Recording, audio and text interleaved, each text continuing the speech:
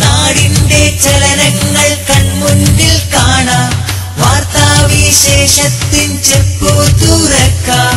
KMIC news, KMIC news.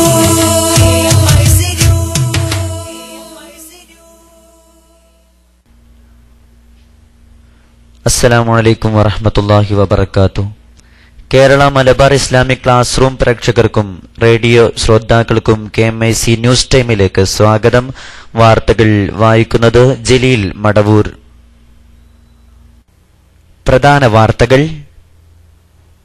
ഫലസ്തീൻ നേതാവ് യാസർ അറഫാത്തിന്റെ മൃതദേഹാവശിഷ്ടങ്ങൾ പുറത്തെടുത്ത് പരിശോധന ആരംഭിച്ചു. അഞ്ചേരി ബേബി വധക്കേസ് കൈനകരി കുട്ടനും OG മദനനും അറസ്റ്റിലായി. കൊള്ളപ്പലിശക്ക് പണം കൊടുക്കുന്ന പോലീസുകാരുടെ സംഘം തലസ്ഥാന നഗരിയിൽ. മർക്കസ് സമ്മേളനം സംസ്ഥാനതല സന്ദേശയാത്ര ഡിസംബർ 13 ആരംഭിക്കും. പ്രവാസി സംഗമം ഡിസംബർ 5 മർക്കസിൽ. താത്തൂർ ശുഹദ ആണ്ടുനേർച്ച ഡിസംബർ 6 മുതൽ 9 വരെ താത്തൂർ ശുഹദ നഗറിൽ. ഇന്ത്യയുടെ മതസൗഹാർദ്ദ മാതൃക മഹത്തരമെന്ന് ഒമാൻ ഔഖാഫ് മതകാര്യമന്ത്രി Sheikh Abdullah bin Mohammed Al Salimi. KPCC പുനഃസംഘടന വിവാദങ്ങൾ തുടരുന്നു. പുനഃസംഘടനാ ഗ്രൂപ്പുകളുടെ വീതം വയ്പാകരുതെന്ന് കേന്ദ്ര ആഭ്യന്തര സഹമന്ത്രി മുല്ലപ്പള്ളി രാമചന്ദ്രൻ. ശബരിമല അപ്പം നിർമ്മാണത്തിൽ ശുചിത്വം ഉറപ്പാക്കണമെന്ന് ഹൈക്കോടതി. വാർത്തകൾ വിശദമായി. ഫലസ്തീൻ നേതാവ് യാസർ അറഫാത്തിന്റെ മൃതദേഹാവശിഷ്ടങ്ങൾ തെളിവെടുപ്പിനായി പുറത്തെടുത്തു പരിശോധന തുടങ്ങിയതായി റിപ്പോർട്ട്. ഇന്നലെ അർദ്ധരാത്രിയോടെ പരിശോധനയ്ക്കായുള്ള നടപടികൾ ആരംഭിച്ച വിദഗ്ധ സംഘം ഇന്ന് രാവിലെയാണ് ഭൗതിക ശരീരാവശിഷ്ടം പുറത്തെടുത്തത്. പുറത്തെടുത്ത ഭൗതികാവശിഷ്ടം പള്ളിയിലേക്ക് കൊണ്ടുപോയി. അവിടെ വെച്ച് ഫലസ്തീനിയൻ ഡോക്ടർമാർ സാമ്പിളുകൾ ശേഖരിച്ച് വിദഗ്ധ സംഘത്തിന് കൈമാറി. ഫ്രാൻസ്, റഷ്യ, സ്വിറ്റ്സർലാൻഡ് എന്നീ രാജ്യങ്ങളിൽ നിന്നുള്ള വിദഗ്ധ ഡോക്ടർമാരാണ് പരിശോധന നടത്തുന്നത്. മറ്റു 3 ഡോക്ടർമാർ, 3 ഫോറൻസിക് ശാസ്ത്രജ്ഞർ, ആരോഗ്യമന്ത്രി, നിയമമന്ത്രി, മുതിർന്ന അഭിഭാഷകർ, ഡോക്ടർമാർ എന്നിവരും മൃതദേഹം പുറത്തെടുക്കുമ്പോൾ സ്ഥലത്തുണ്ടായിരുന്നു. ആന്തരാവയവ പരിശോധന നടത്തിയാണ് മരണകാരണം കണ്ടുപിടിക്കുക. ഇന്ന് തന്നെ മൃതദേഹാവശിഷ്ടങ്ങൾ വീണ്ടും കബറടക്കും. ഫലസ്തീനിലെ വെസ്റ്റ് ബാങ്കിൽ റാമല്ലയിലാണ് അറഫാത്തിനെ കബറടക്കിയിട്ടുള്ളത്. അതീവ രഹസ്യമായി നടത്തുന്ന പരിശോധനയുടെ കൂടുതൽ വിശദാംശങ്ങൾ പുറത്തുവിട്ടിട്ടില്ല. അറഫാത്തിന്റെ ഭാര്യ സുഹയുടെ അഭിഭാഷകരെ പരിശോധന സ്ഥലത്തേക്ക് പ്രവേശിപ്പിച്ചിട്ടില്ല. അറഫാത്തിന്റെ മരണകാരണം കണ്ടെത്താൻ വേണ്ടിയാണ് മൃതദേഹാവശിഷ്ടങ്ങൾ പുറത്തെടുത്ത് പരിശോധിക്കുന്നത്. ഫ്രാൻസിലെ ആശുപത്രിയിൽ 2004 അറഫാത്ത് മരണപ്പെട്ടത്. അറഫാത്തിനെ ഇസ്രായേൽ തന്ത്രപൂർവ്വം രാസവിഷം നൽകി വധിക്കുകയായിരുന്നു എന്ന സംശയത്തെ തുടർന്ന് ഭാര്യ സുഹ അന്വേഷണം ആവശ്യപ്പെട്ട് പാരീസിലെ കോടതിയിൽ ഹർജി നൽകുകയായിരുന്നു. മാസങ്ങൾ നീണ്ട അന്വേഷണത്തിനൊടുവിൽ മരണത്തിനു മുമ്പ് അറഫാത്ത് ധരിച്ച വസ്ത്രങ്ങളിൽ റേഡിയോ ആക്റ്റീവ് മൂലകമായ പൊളോണിയം 210 വർദ്ധിച്ച അളവിൽ ഉണ്ടായിരുന്നതായി സ്വിറ്റ്സർലാൻഡിലെ ശാസ്ത്രജ്ഞർ കണ്ടെത്തിയിരുന്നു. ചെറിയ അളവിൽ ശരീരത്തിലെത്തിയാൽ പോലും മരണകാരണമാകുന്ന വസ്തുവാണ് പൊളോണിയം 210. ഈ സാഹചര്യത്തിലാണ് അറഫാത്തിനെ രാസവിഷം നൽകി കൊലപ്പെടുത്തുകയായിരുന്നുവെന്ന വാർത്തകൾ പുറത്തുവന്നത്. യാസർ അറഫാത്തിന്റെ മരണം കൊലപാതകമായിരുന്നുവെന്ന് വ്യക്തമാക്കുന്ന റിപ്പോർട്ട് 2012 ജൂലൈയിൽ അൽ ജസീറയാണ് പുറത്തുവിട്ടത്. സ്വിറ്റ്സർലാൻഡിലെ ശാസ്ത്രജ്ഞരാണ് പരിശോധനയെ തുടർന്ന് ഇക്കാര്യം അൽ ജസീറയോട് വെളിപ്പെടുത്തിയത്. ഫലസ്തീൻ നാഷണൽ അതോറിറ്റിയുടെയും PMLO-വിന്റെയും ചെയർമാനായിരുന്ന അറഫാത്ത് തന്റെ ജീവിതത്തെ ഭൂരിഭാഗവും ചെലവഴിച്ചത് ഫലസ്തീന്റെ മോചനത്തിനു വേണ്ടിയായിരുന്നു. അഞ്ചേരി ബേബി വധക്കേസിൽ 1-ാം പ്രതിയായ കൈനകരി കുട്ടനെയും 3-ാം പ്രതിയായ OG മദനനെയും പോലീസ് അറസ്റ്റ് ചെയ്തു. രാവിലെ 7:15 ഉടുമ്പൻചോലയിലെ വീട്ടിൽ നിന്നാണ് കുട്ടനെ അറസ്റ്റ് ചെയ്തത്. കൊലക്കുറ്റമാണ് ഇയാൾക്കെതിരെ ചുമത്തിയിരിക്കുന്നത്. CPM മുൻ ജില്ലാ സെക്രട്ടേറിയറ്റ് അംഗം OG മദനനെ രാവിലെ 9 മണിയോടെ രാജാക്കാട്ടുള്ള വീട്ടിൽ വെച്ചാണ് അറസ്റ്റ് ചെയ്തത്. ദേവികുളം CIയുടെ നേതൃത്വത്തിലായിരുന്നു അറസ്റ്റ്. ഇരുവരെയും ഉച്ചയോടെ കട്ടപ്പന CJM കോടതിയിൽ ഹാജരാക്കി. കേസിൽ റിമാൻഡിലായ CPM ഇടുക്കി ജില്ലാ മുൻ സെക്രട്ടറി MM മണിയെ ബുധനാഴ്ച കോടതിയിൽ ഹാജരാക്കാൻ ഒരുങ്ങുന്നതിനിടെയാണ് ഒന്നാം പ്രതിയെയും മൂന്നാം പ്രതിയെയും പോലീസ് അറസ്റ്റ് ചെയ്തത്. മണിയെ നവംബർ 21 രാവിലെയാണ് അറസ്റ്റ് ചെയ്തത്. ജീപ്പിൽ വെച്ച് പോലീസുകാരന്റെ തുട കടിച്ചു പറിച്ചെടുത്ത പ്രതി പോലീസുകാരനെ ആശുപത്രിയിലാക്കാൻ കൊണ്ടുപോകുന്നതിനിടെ ആശുപത്രി വളപ്പിൽ വെച്ച് എസ്ഐയെ ആക്രമിച്ച ശേഷം വിലങ്ങുമായി രക്ഷപ്പെട്ടു.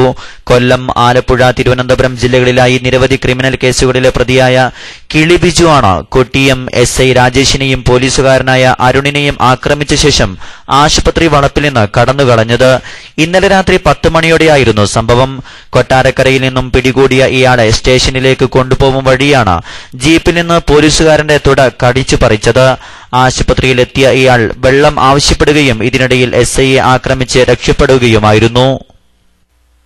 കൊള്ളപ്പലിശക്ക് പണം കൊടുത്ത് ആളുകളെ ഭീഷണിപ്പെടുത്തുന്ന പോലീസുകാരുടെ സംഘം തലസ്ഥാന നഗരത്തിൽ തിരുവനന്തപുരത്ത് തന്ത്രപ്രധാന സ്റ്റേഷനുകളിൽ ജോലി ചെയ്യുന്ന 5 പോലീസുകാർക്കെതിരെ കേസ് രജിസ്റ്റർ ചെയ്തു.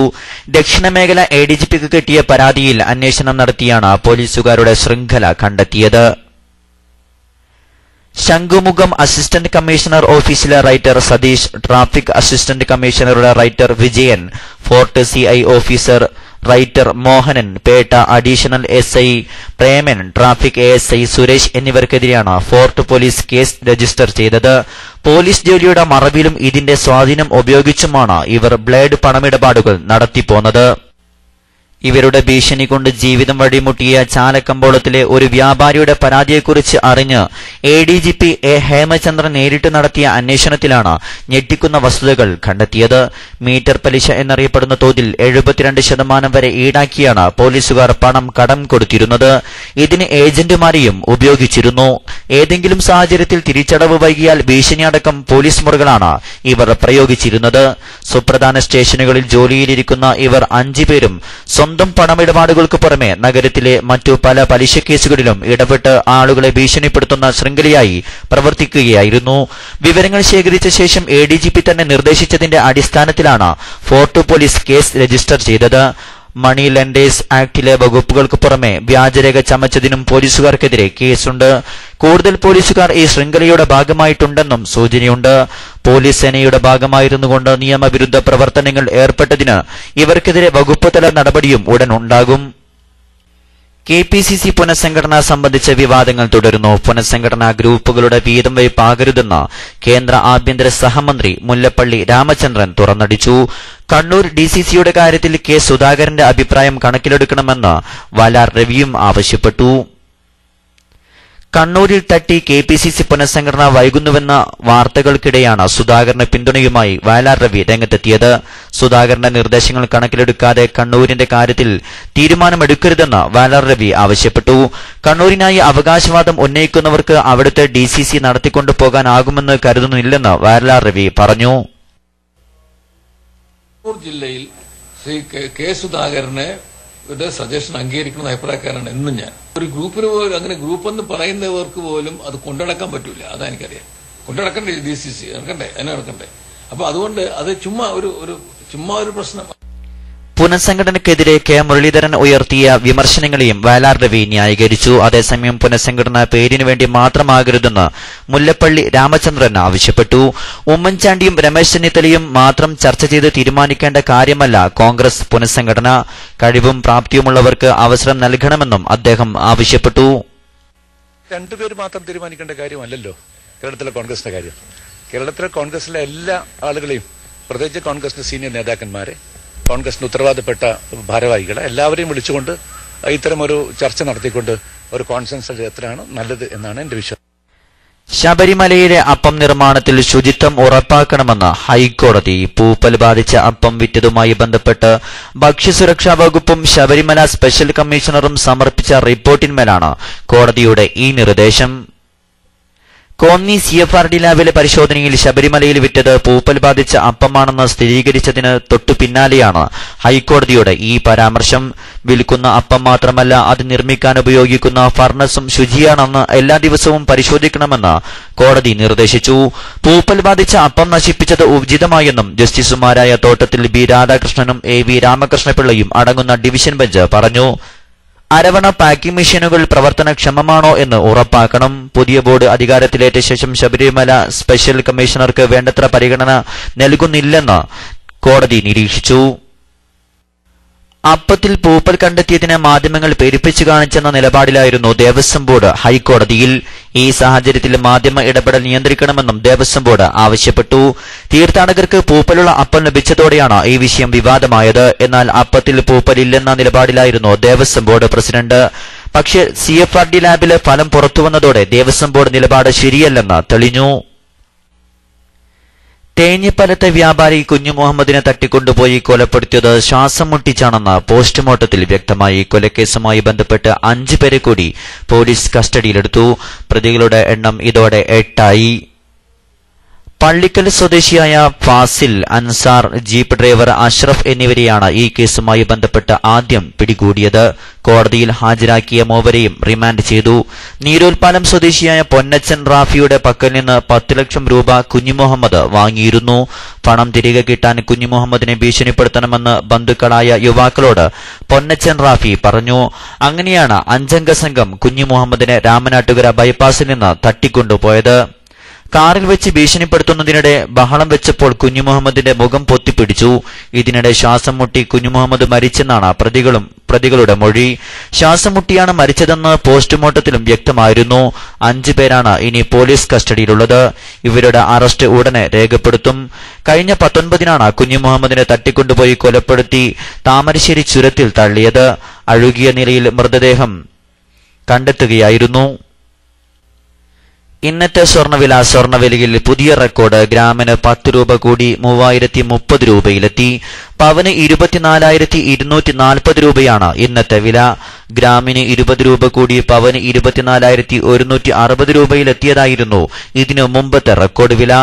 ഈ മാസം 6-ന് 23,000 രൂപ കടന്ന സ്വർണ്ണവില 24-നാണ് 24,000 കടന്നത്.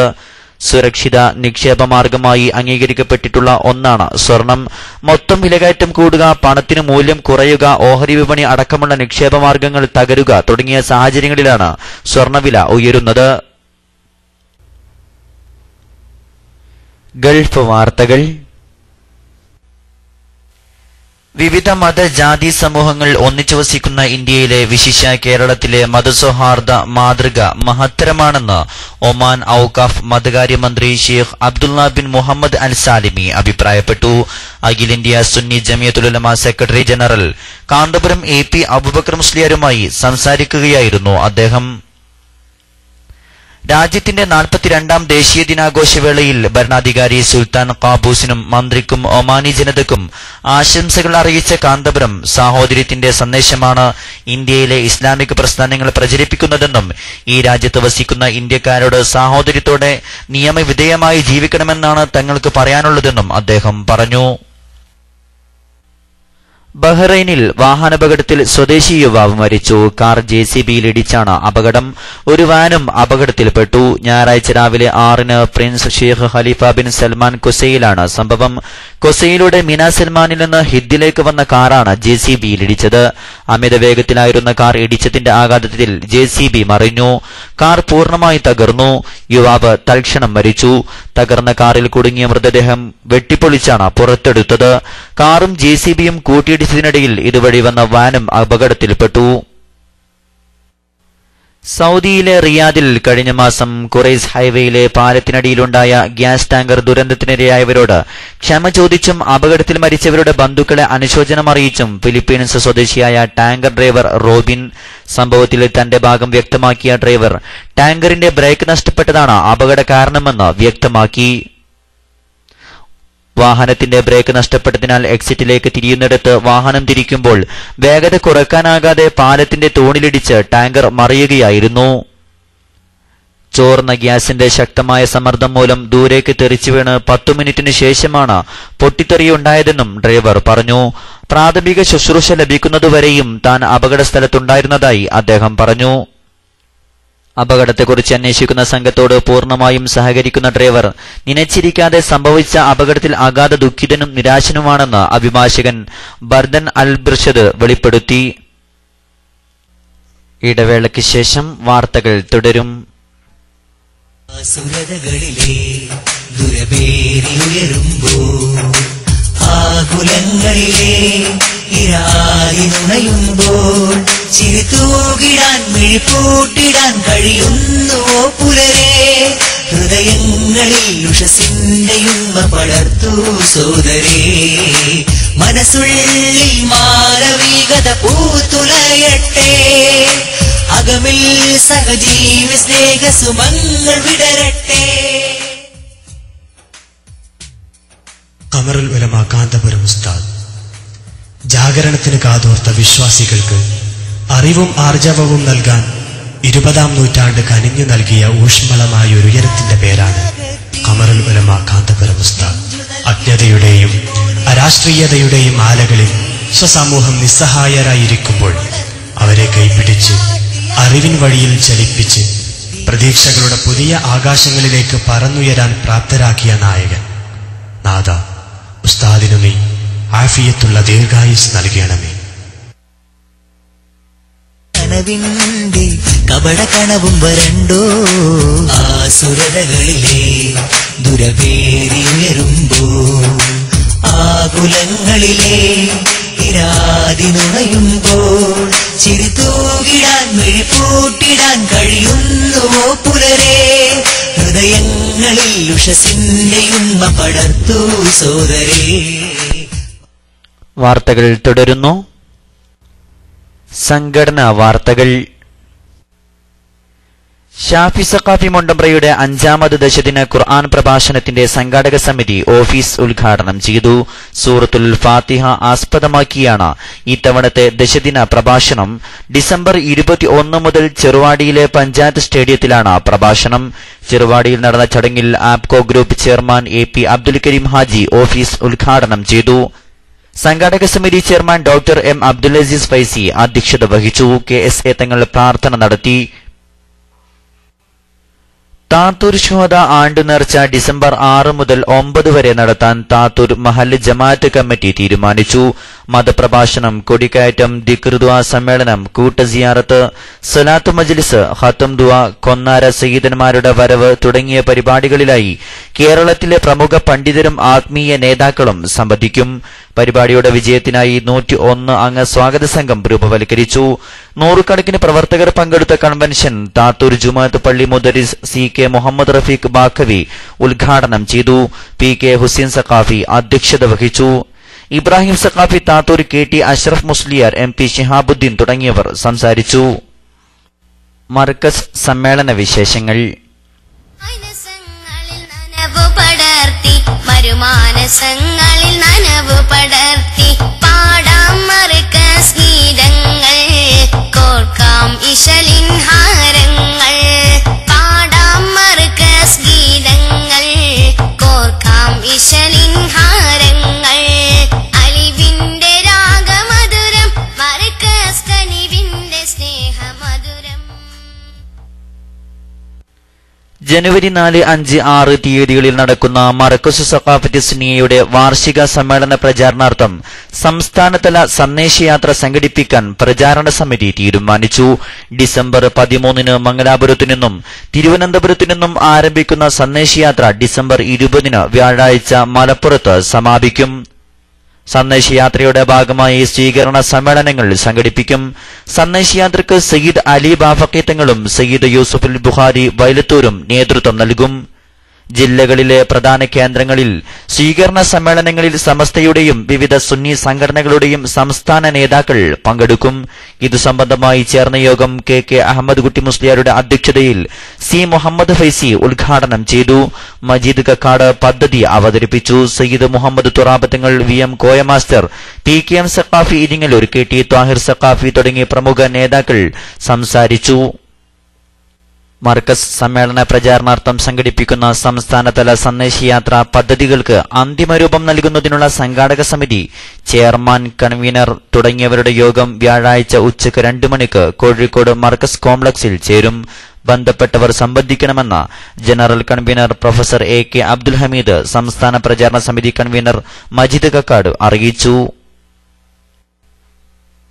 മർക്കസ് 35ാം വാർഷിക 16ാം സന്നദ്ധദാന സമ്മേളനത്തിന്റെ കുന്നമംഗലം മേഖലാതല പ്രചാരണ ഉദ്ഘാടനം ഈ മാസം 30-ന് വൈകിട്ട് 6 മണിക്ക് പൂവാട്ടുപറമ്പിൽ നടക്കും. SYS കോഴിക്കോട് ജില്ലാ ജനറൽ സെക്രട്ടറി റഹ്മത്തുള്ള സഖാഫി പ്രഖ്യാപനം നടത്തും. നൌഷാദ് ഹസിനി ഒതുക്കുങ്ങൽ തൗഹീദ് അജഞ്ചലമാണ് എന്ന വിഷയം അവതരിപ്പിക്കും. മേഖലാ പ്രചാരണ സമിതി ഇസ്മായിൽ സഖാഫി പെരുമണ്ണ ഉദ്ഘാടനം ചെയ്തു. അബ്ദുൽ കോയത്തങ്ങൾ അധ്യക്ഷത വഹിച്ചു. SYS മേഖലാ general secretary KC Moosa Saqafi പദ്ധതി അവതരിപ്പിച്ചു. മർക്കസ് 35ാം വാർഷികത്തിന്റെ ഭാഗമായി മർക്കസ് ഗ്രൂപ്പ് ഓഫ് സ്കൂൾസ് സംഘടിപ്പിക്കുന്ന അഖില കേരള ക്വിസ് മത്സരത്തിനുള്ള രജിസ്ട്രേഷൻ ഇന്ന് പൂർത്തിയാകുമെന്ന് സംഘാടക സമിതി അറിയിച്ചു. ഡിസംബർ 1-ന് ശനിയാഴ്ച കോഴിക്കോട് മർക്കസ് കോംപ്ലക്സ് കാലിക്കറ്റ് ടവറിൽ നടക്കുന്ന ക്വിസ് മത്സരത്തിൽ CBSE സ്കൂൾ വിദ്യാർത്ഥികൾക്ക് മാത്രമാണ് പ്രവേശനം. ഒരു സ്കൂളിൽ നിന്നും 2 ടീമിന് മാത്രം പങ്കെടുക്കാവുന്ന മത്സരം ഇംഗ്ലീഷിലായിരിക്കും. മത്സരത്തിൽ 1ാം സ്ഥാനം നേടുന്ന സ്കൂളിന് 10,001 രൂപയും 2ഉം 3ഉം സ്ഥാനക്കാർക്ക് 7,001, 5,000 രൂപയും സർട്ടിഫിക്കറ്റുകളും ട്രോഫിയും ലഭിക്കും. രജിസ്ട്രേഷൻ ഫീസ് 500 രൂപയാണ്. സമ്മേളനത്തിന്റെ ഭാഗമായി പ്രവാസി സംഗമം ഡിസംബർ 5-ന് കാരന്തൂർ മർക്കസ് നഗറിൽ നടക്കും. ഇപ്പോൾ നാട്ടിലുള്ള പ്രവാസി സുഹൃത്തുക്കൾ പങ്കെടുക്കണമെന്ന് മർക്കസ് ഭാരവാഹികൾ അറിയിച്ചു. വിശദവിവരങ്ങൾക്ക് 98 46 311 166 എന്ന നമ്പറിൽ ബന്ധപ്പെടണമെന്ന് ഭാരവാഹികൾ അറിയിച്ചു.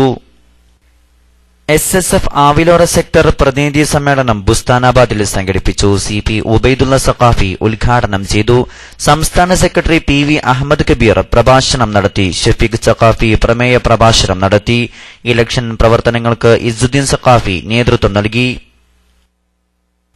SJM കൊടുവള്ളി റേഞ്ച് മുഅല്ലിം മഹർജാൻ സംഘടിപ്പിച്ചു. ഇന്ന് രാവിലെ 9:30-ന് കരിറ്റിപ്പറമ്പ് സുനനുൽ ഹുദ മദ്രസയിൽ നടന്ന പരിപാടിയിൽ AKC മുഹമ്മദ് ഫൈസി, VP അബ്ദുൽ നാസർ സഖാഫി തുടങ്ങിയവർ സംബന്ധിച്ചു.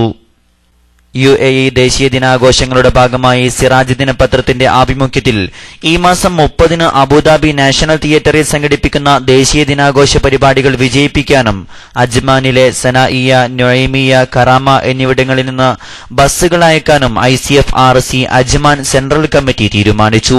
അബ്ദുൾ റസാഖ് മുസ്ലിയാർ, അബ്ദുൽ ബസീർ സഖാഫി, ശിഹാബുദ്ദീൻ സഖാഫി പ്രസംഗിച്ചു.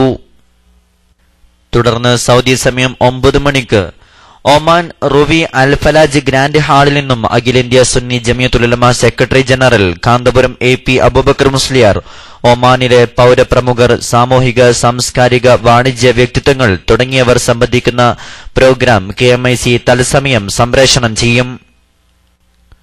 തുടർന്ന് സൗദി സമയം 11 മണിക്ക് ഇസ്ലാമിക ചരിത്രത്തെക്കുറിച്ചൊരു ആധികാരിക പഠനം എന്ന വിഷയത്തിൽ ജിദ്ദയിൽ നിന്നും അബ്ദുറഹ്മാൻ മലാഹിരിയുടെ പഠന ക്ലാസിന് ഇന്ന് തുടക്കമാവും. അവസാനമായി പ്രധാന വാർത്തകൾ ഒരിക്കൽ കൂടി. ഫലസ്തീൻ നേതാവ് യാസർ അറഫാത്തിന്റെ മൃതദേഹാവശിഷ്ടങ്ങൾ പുറത്തെടുത്ത് പരിശോധന ആരംഭിച്ചു.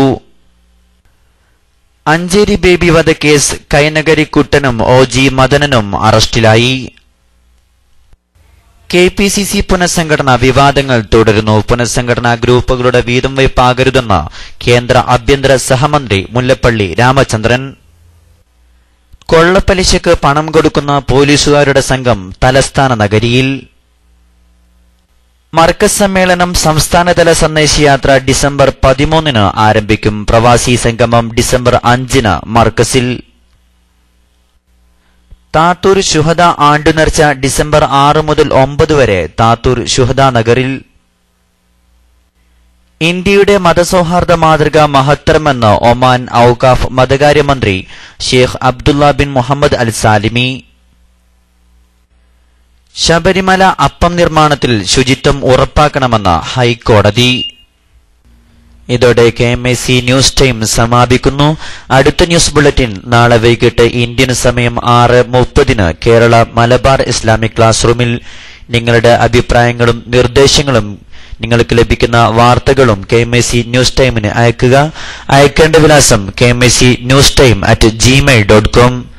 ഏറ്റവും പുതിയ വാർത്തകൾ ലഭിക്കാൻ സന്ദർശിക്കുക www.sunniOnlineNews.com. അസ്സലാമു അലൈക്കും വറഹ്മത്തുള്ളാഹി വബറകാതുഹു.